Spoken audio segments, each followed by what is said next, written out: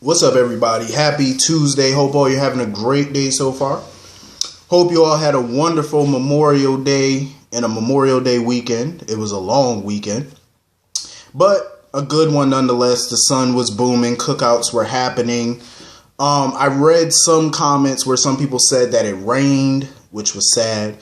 But then again, I kind of like rainy days because you can turn a rainy day into a lazy day, which I like to call lazy/chill day. That way you could get your laundry done and, you have an excuse to be in the house. You know what I mean? Like, we all love those types of days. Because when it's nice and sunny out, that means we got to get up and we got to go somewhere. Actually, it's a pretty rainy day today, actually, which is kind of funny because yesterday was pretty sunny. All weekend was sunny. Anyway, getting into this episode. This episode was a hot mess. Who do I start with? But first and foremost, let me talk about Monica and Drew real quick because I love that scene. I always love the Monica and Drew scenes. I always do because they're so authentic. They feel authentic. And you can really see the love that Monica has for Drew and Drew has for her.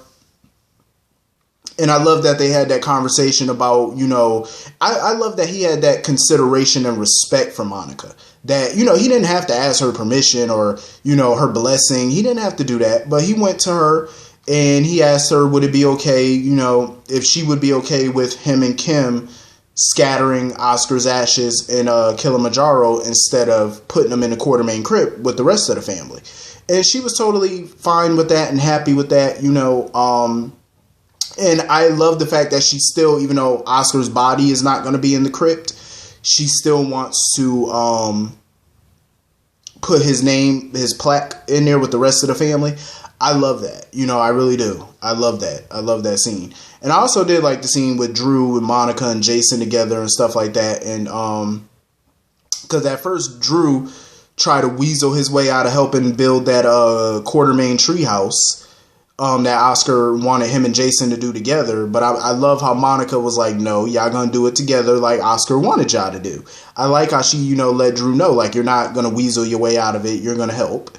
And, Jason let him know, like, he's gonna order the supplies and stuff like that. So that way when Drew come back, they can build it. I like that scene, because it's about time that they're cordial with each other.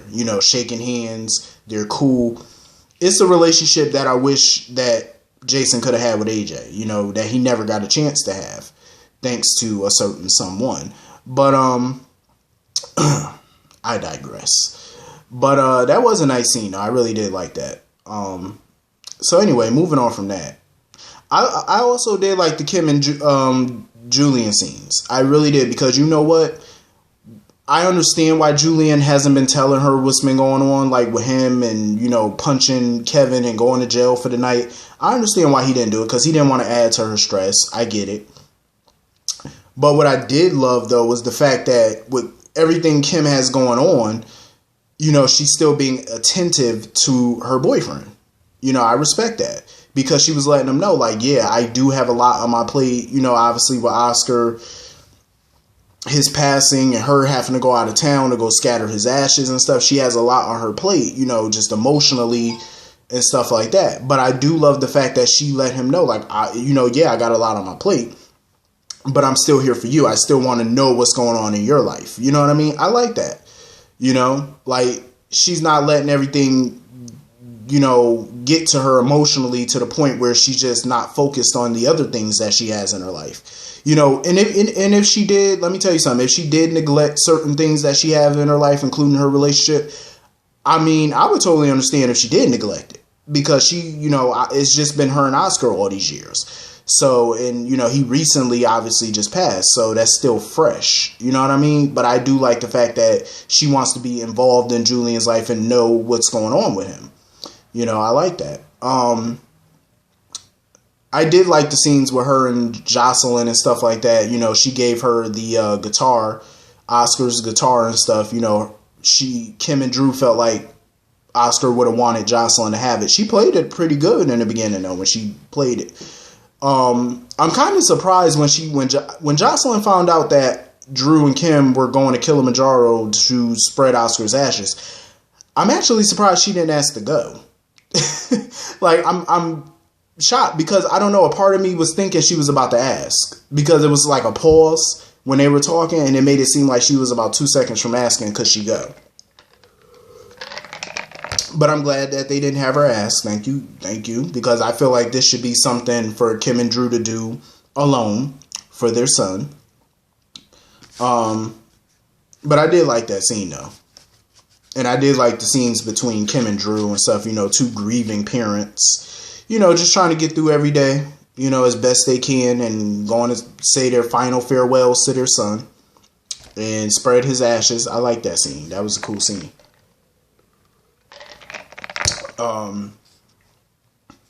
So anyway, this right here, I'm going to tell you right now, the best. This is actually Hawaiian Punch. I got to put a lot of ice in my drink because I love a cold drink. I can't, even when it's wintertime, I still put a lot of ice in my drink.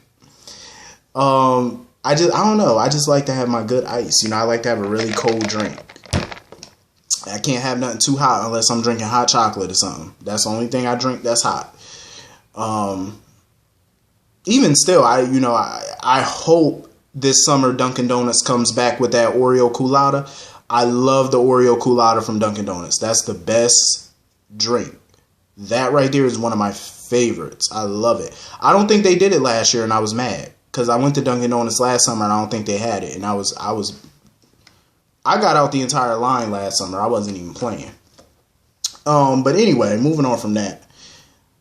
I love the Scott, Ava, and Julian scenes. I loved it because you want to know why? Ava did not care.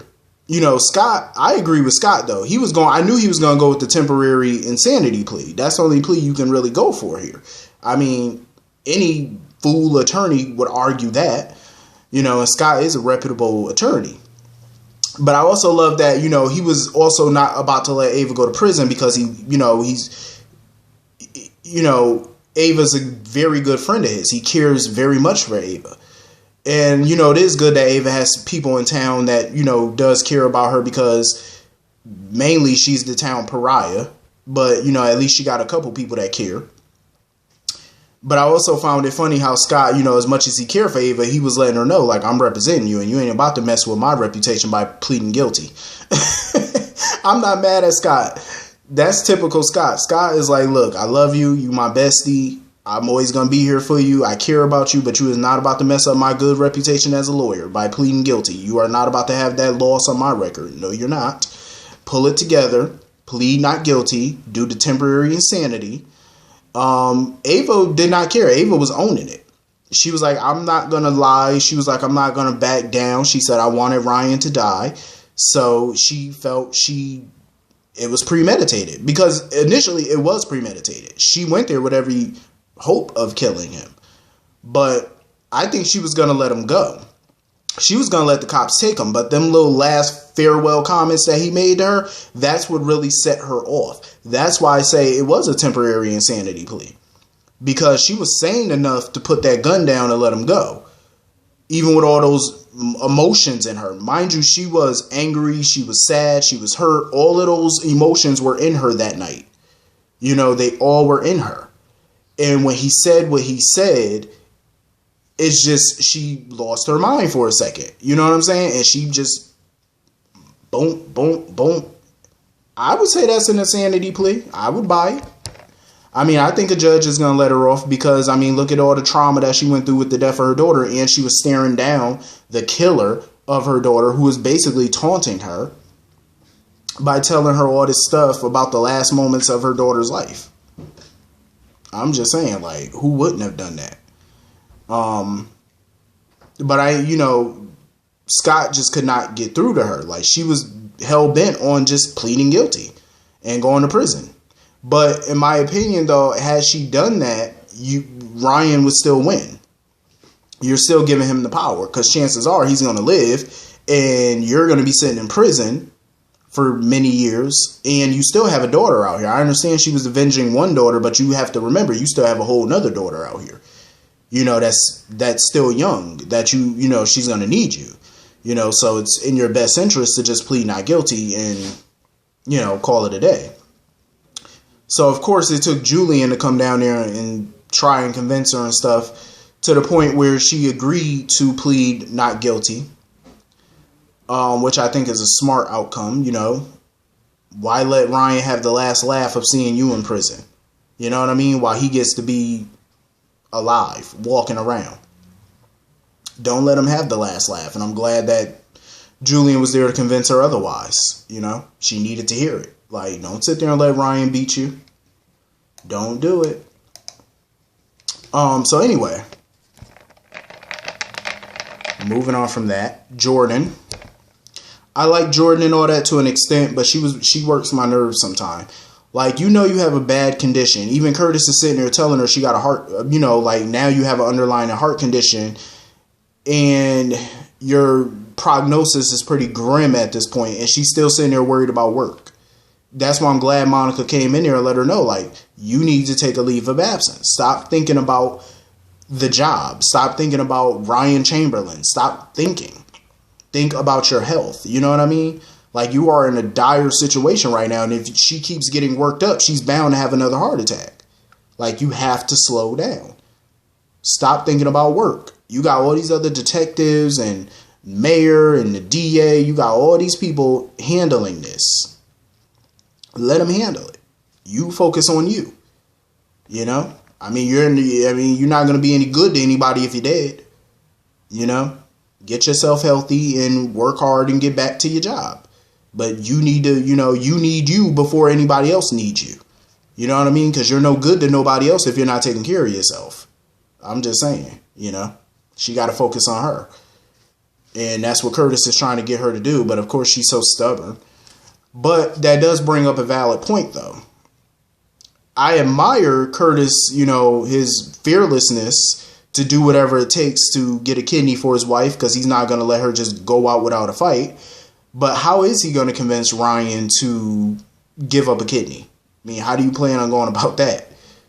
The only way Ryan is probably going to do that is if you probably offer him immunity or something, which Curtis doesn't have the authority to do, and I doubt a DA is going to do it. Unless you offer to take the death penalty off the table, because he's facing a lot of murders, which could land him in prison, on death row. So unless you get the DA to offer up taking off the death penalty and just giving him straight life, or, remanding him to a psychiatric facility, maybe the same place that Olivia Jerome is in, I mean, you got to offer him some type of sweet deal, something. I mean, obviously, he ain't getting out of prison, so that's off the table, but offer him something. I mean, that's your only hope of getting a kidney for your wife. Got to offer Ryan something worth his while, at the very least. Maybe one conjugal visit by somebody, something. So apparently Ryan is out of surgery at this point, but it's still touch and go with him. So anyway, I am so sick of hearing the name Shiloh. Tired of hearing the name. So, of course, Sam and Jason get the proof that he drugged her. And it was so funny. Shiloh was sitting there talking about, I didn't force you to drink that tea. Okay, that's true. You didn't force her to drink the tea, fool, but you still poisoned it. Well, not poisoned it, but you drugged it. You did not disclose to her what was in the tea, and you drugged the tea. So, therefore, that's illegal. Shiloh knew he had no more cards to play. Jason got the toxicology reports,